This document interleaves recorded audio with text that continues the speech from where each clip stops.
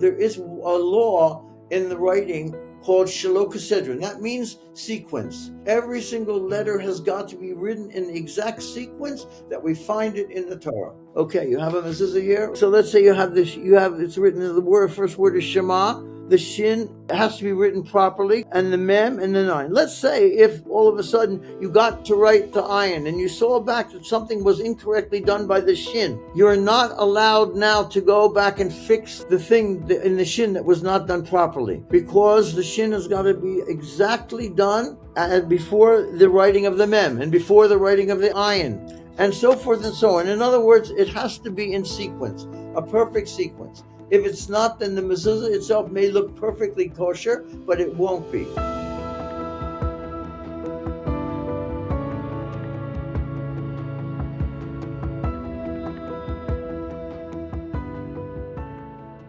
Beruchim Abayim, and welcome to Torah Talks Chazaq's program with special guests. We have with us all the way from Eretz HaKodesh, Rabbi Yaakov Long Shlita. Baruch haba, welcome. How's the Rav doing?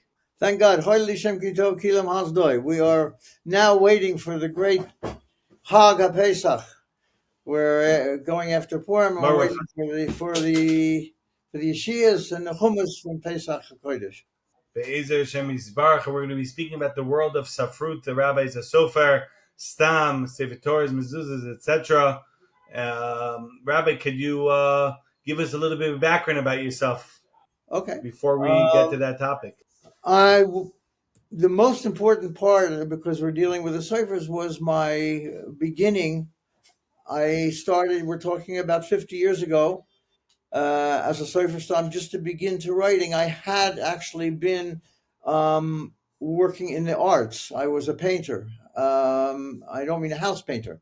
I graduated from university with a degree in painting, and I came to Israel and I worked in that. The Rabbi, the Belzer Rabbi, was pushing me very much to continue in that area, and it became not comfortable for me. And my wife, Oliver Shulam's grandfather, was a very, very holy tzaddik, and his name is Rav Shulam Yosef Klein, who wrote a sefer called Seifrim. He was one of the world's greatest poskim in Hilchos Seifros before the Shoah, before the Second World War, and it gave me the initiative to start working in that area.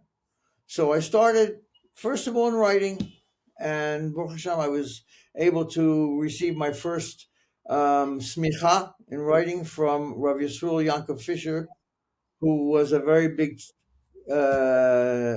posek at the time, and then I went on to become connected with Vad Mishmeret Stam. This was a couple years afterwards, when I had to be in America for a particular personal reason for a couple of years, and I was working with them, and I started working in examination of tefillin mezuzahs. Before that, I was just writing.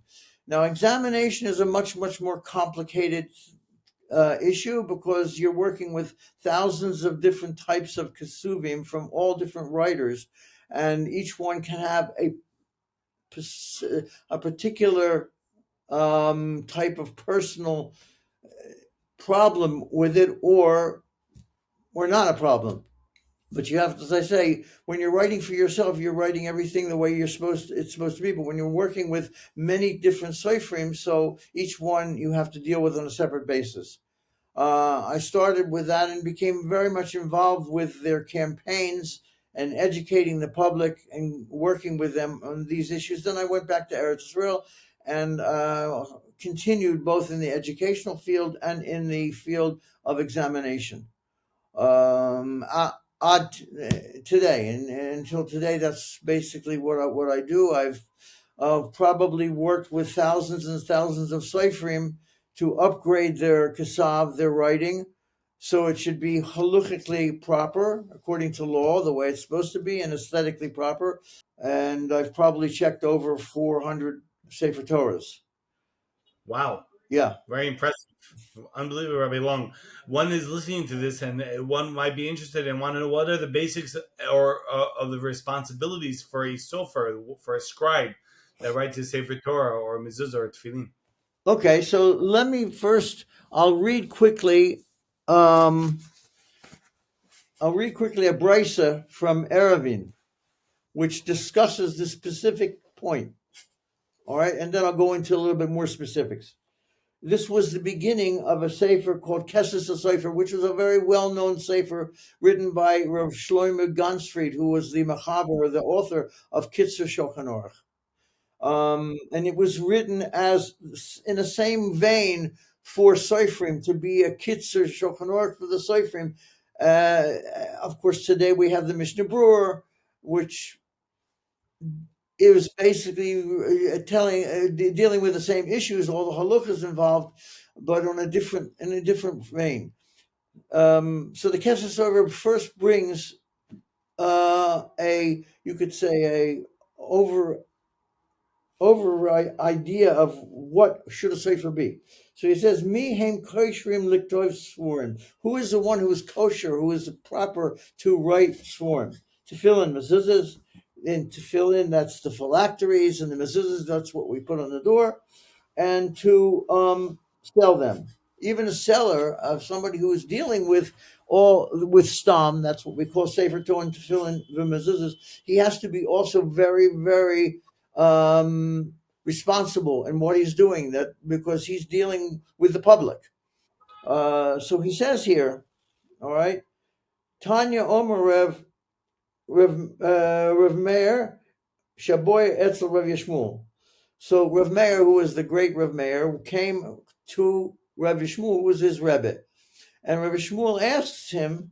He says, "Beni Mamalaktechu, my son, what is your work? What do you do?" So he said, Lavler, and it was a word. Lavler meant sofer. At that time, that was the word that they used. So he says that you should know, you should be very careful, because your work is the work of Shemaim. Your work is a very heavenly work. It's a very special work, and you have to be very, very careful. And he goes to say in this brisa, he goes to say that if you're missing one letter or adding one letter, you could destroy the whole world. It's such a responsibility. You could destroy the whole world. Now, it's very hard for us to understand really what he's talking about there, only because we see that many times we have had situations that letters are missing and letters are and the world is still kaim. It's still existing, the world. So what did he mean to say? He meant to say that you're dealing with a world of mitzvahs. Your work, what you do, is allowing people and enabling people to observe these very, very important mitzvahs of the Torah, the mitzvahs of tefillin, mezuzahs, and sefer Torah. And if you're not careful with what you do, whether it's because of it's missing actually a letter itself, or it's missing the halucha of the letter, it could be missing one small part of the letter, and also can be considered not kosher. Now, if you're not careful with this, then you're going to be creating a situation where the person you are working with, you're giving this to, will not be able to observe the mitzvah of tefillin, mezuzahs, or sefer Torah, which basically will destroy their world. As everybody knows, as we are mitzvah observer people, that our tefillin, our mezuzahs, is what really makes up our world. And so you can, in that respect, you can understand what he's saying, that if you're missing a letter or adding a letter or in any way, shape, or form doing something that will not be kosher, you're destroying that person's world, spiritual world. Wow. Okay, Wow. let's go on to describe a sefer itself. There are three very important aspects that a sefer has got to have, and they are interrelated. One of them he has to know halacha perfectly. He has to know the laws of everything in the sefer's world, and he should be certified. I personally do not deal with, if I sell something or if I'm working with them, if they're not certified by Beis Din, then I'm not going to utilize what they're bringing me. I'm not going to utilize their stamp. So they have to be certified and know all the different laws involved. Let's say, for instance, in the mezuzah itself, there are 4,000 laws. that go into the creation of one mezuzah parchment. That's a lot of laws. So he has to be knowledgeable of all those laws. That's number one. Number two is he has to be Erlich. He has to be a Yireh Shamayim, because many of these things Fear that, of heaven. excuse me? Fear of heaven. Yireh Shamayim. Fear of Shemaim. Yireh Shamayim means the fear of God, a fear of heaven, because many of the things that are related to the writing of ciphers are things that you cannot see and you don't know, because there is a law in the writing called Shelo Kesedron. That means sequence. That is in regards to Tefillin and Mezuzah, not Sefer Torah. Every single letter has got to be written in the exact sequence that we find it in the Torah. That is, let's say, for instance, if you have a mezuzah. Okay, you have a mezuzah here, right? If you can see it, I don't know. Yeah, it's not so clear. All right, so let's say you have this. It's written in the first word is Shema.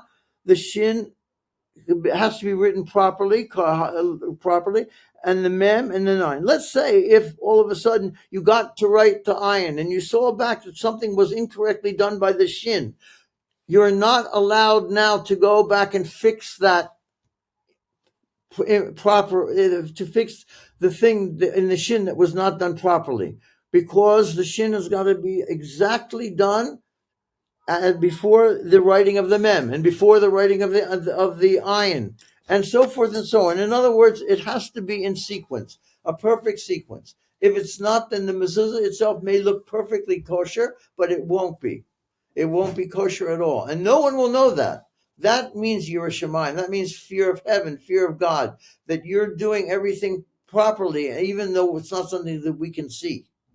And the third thing is the ability of the sofer to have artistic abilities, that he has to be able to manifest all his knowledge of the halachot, of the laws, in the writing that he does. If he can't, let's say he knows all the laws of how to write a base. The base is the second letter of the alphabet, of the Jewish alphabet. But when it comes to utilizing the pen that he has to write that, it just doesn't work out. He's not able to do it. And sometimes it may be hidden from him. He may not even be able to understand that he's doing something incorrectly. All right, so he has to have that ability to see both himself and to artistically manifest what he's doing and what his knowledge of is into the writing. These are all interconnected, as I said, and if one of them is missing, then it could invalidate the whole mezuzah and Sefer Torah, and no one will know. No one will know. So that's basics, all right? That's there's many hundreds of stories that can be brought up concerning all these different things to show examples, but I think we're time limited, so I don't want to go into them. But I will show you that I would like to discuss the problems in the field of examination and the lack of knowledge of Sifrim and the problems that I come up with. I was going to show you the actual parsha itself, but I think it'll be easier with my. I'll try to describe it to you so that you can understand what this particular problem is. I was going to also ask you about computer examining. Right, this I want to go into, but I just want to show one example of what I'm talking about the problems of examination, the problems of the soifrim that are not trained properly. Today, many soifrim take courses that are very superficial, and they don't get the real knowledge that they need, and so when they're having, as it is, they're starting off on the wrong foot. Let me just show you this. It's a very hard thing to see. Now, what it is very simple. I'm going to explain to you what this is. I received a parsha from a sofer, actually from a dealer that I work for, from a sofer that he's been dealing with for many, many years, and I checked hundreds of his parshas. I received this particular parsha. All right, as you see at the bottom line here, all right, you see that he squeezed this in very, very much. All right, what happened was when he wrote that last line, he didn't do it properly. So he got to the end of it, and he tried to make all the lettering very, very small, so that there would be a little bit of room left, as you see over here, because they're obligated to have a certain amount of spacing left so that it's considered a separate part. All right, it's an ending. It's part of the laws of spacing. And the Sefer knew that this particular dealer that he's dealing with is very, very careful about this particular law. So what happened? He got there and he didn't have enough space. So he took the resh here. You see this resh? He extended it to give more space at the bottom here, so that it would be, according to law, kosher. But then what happened was he left these. It wound up having these two lines here too short. Over here is too short, and here is too short. So he had to deal with that problem. So how did he deal with the problem? He dealt with the problem by doing two incorrect things that are according to law. This was Hashem. This was the name of Hashem here. It's according to law. One is forbidden to destroy the name of God. All right, and that means that if you have a written name of God, you're not allowed to erase that. So he erased it over here. This was the showing. I have it here in the partial. This was the first foot of that last hey of Hashem. He erased it and he made it longer. All right, so in that one action that he did two forbidden things according to the Torah. He was moichet Hashem. He cut off Hashem's part of Hashem's name, and he made this letter out of sequence. All right, now down here he did the same thing. This letter tough, was extended only to here. Before he cut it off, he cut the leg off of the tough and extended it over to here. That way, it was all nice and even. When I saw this, I almost fainted because it was such an obvious thing that a sefer did and so improperly done, and showed that the sefer knew nothing about the laws of sefers, and he's been working for so many years with this other dealer. It was a terrible, terrible thing to see. I see many, many things with sefer and many, many stories of problems that they have because they're not trained properly. And this was just one that's in a very extreme example of what can happen. And if one is not knowledgeable and they don't know, then this would have been passed on, and someone would have been utilizing this pair of tefillin. You wanted to ask another question? Oh, about the computer examination. Computer examination is like this. It sounds to everybody that it must be 100% correct. If you're going to examine something with a computer, everything should be perfect. And it's just not like that. That's not what happens. The scanner scans your tefillin or mezuzah, whatever it is, the parshiot, the parchment, and sends out information. Now, if the particular person that's looking over this is not awake properly and he doesn't see the information correctly, then he can let it pass without. And this is very, very pertinent, especially in Sifrei Torah, where you're talking about a very massive amount of work, and that a person, the computer is going to scan and throw out a whole big daf or page of problems. It could be hundreds and hundreds of problems. Then it's because it's departmentalized, then it goes to someone to do corrections. The sefer himself will not do the actual corrections or fixing the parchment. It will go to someone else, and he'll take that picture, this paper with all the problems, and he'll fix everything, supposedly. Then it goes to the sefer to write in the spaces that he fixed. And then it goes back. Now, through all these things that are happening, many, many mistakes can happen.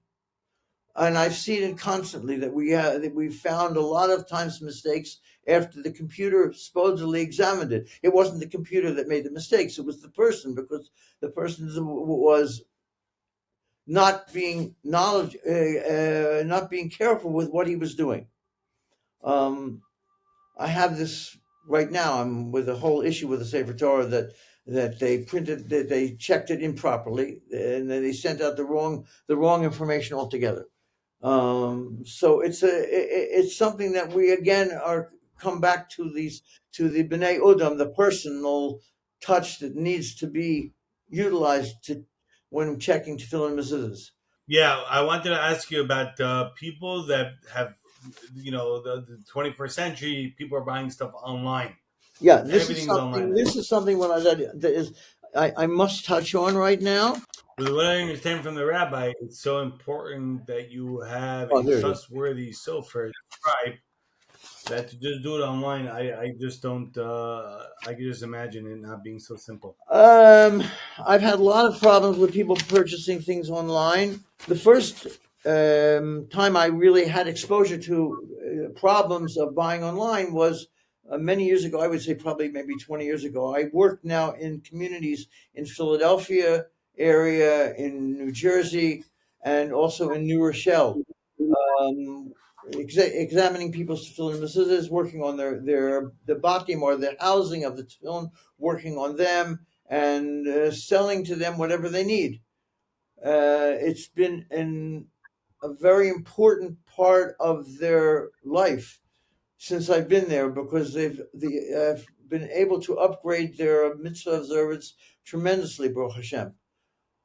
So one of the people that I deal with all the time, he brought me mezuzah. The first time I met him, he brought me mezuzah that he had bought online from someone who, many years back, when I had been working with Vad Mishper Sam, he had been on the list of certified and Vad Seifrim. He had a store in Flatbush, and I received these mezuzahs from this owner that were bought by him online, and I was devastated from what I was seeing. The mezuzahs looked very, very nice, but there were many improper things done in the mezuzahs. They were totally possible. I had to work a great deal on these mezuzahs to rectify the problems that existed there.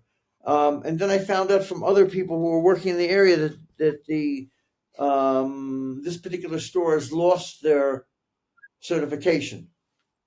All right, now this is Oh going wow. on all the time, and people don't know. They go to many different sites, and they find things that look like they're going to be good, but in the end, they wind up not being certified properly and not having getting what they want. Now, we were thinking of going online, or making a website. Myself and my friend who's actually doing the camera work over here, and Rabbi Nathaniel Epstein, who is called the Talisman, and we've worked together in association for many years. He working with the Talises, and I'm working with the Stam, and we've gone around and whatever. And he has a website, and we were thinking of putting Stam on the website for me, working it. And it came to me that I decided to go online and just check something out. All right, something that I thought did not exist anymore. I understood that fraud, kashrus fraud, was something that was basically being taken care of. I went onto Amazon, all right, and I asked for mezuzahs. I wanted to buy mezuzahs. First, they have the well-known paper mezuzah that they don't say that it's any better. They're selling you a case. They're selling you a case for $10, and it includes in it this paper mezuzah.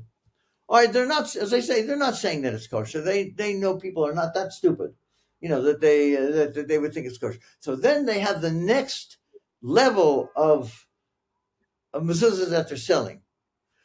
I will read to you the description. Kosher mezuzah scroll. Klaf mezuzah parchment. Of course, they translated it. Written in Israel by Sofer Stam. Now, this was a tragic thing to see such a thing like this. First of all, to use the word and to profane the word of Sofer Stam was very annoying to me. This was the mezuzah that they were showing for sale for $39. All right. Now, I will show you this mezuzah. In going over this mezuzah, I found 94 pasulim. All right, 94 pasulim. I would say that 90% of the pasulim are pasulim deraisa, that according to the Torah, that cannot be fixed. All right. Now, this type of mezuzah, when I find it by a person that brings me mezuzahs, I usually tell them that this mezuzah was probably written by either children or women or Arabs that sit together and write commercially mezuzahs that have no halukhic integrity. But the lettering is not Jewish lettering. All right, that's what I tell people. So I was shocked. Mom was shocked when I saw that this is something that's being sold. And not only that, he says that they say that Amazon is saying that they sell over 300 of these a month. All right. So I just want to read you. It says some of the reviews that these people said. I have ordered this before, absolutely perfect. This is the guy, the Jew, the poor Jewish person that is being finagled out of his mitzvahs. By the way, there's three types of geneva or robbery that's being done here. One is one of money. The Amazon is stealing their money. The second thing they're stealing, it's what's called genevas das. They're making them believe that they're getting something that they're not getting. And they're also stealing their mitzvah observance.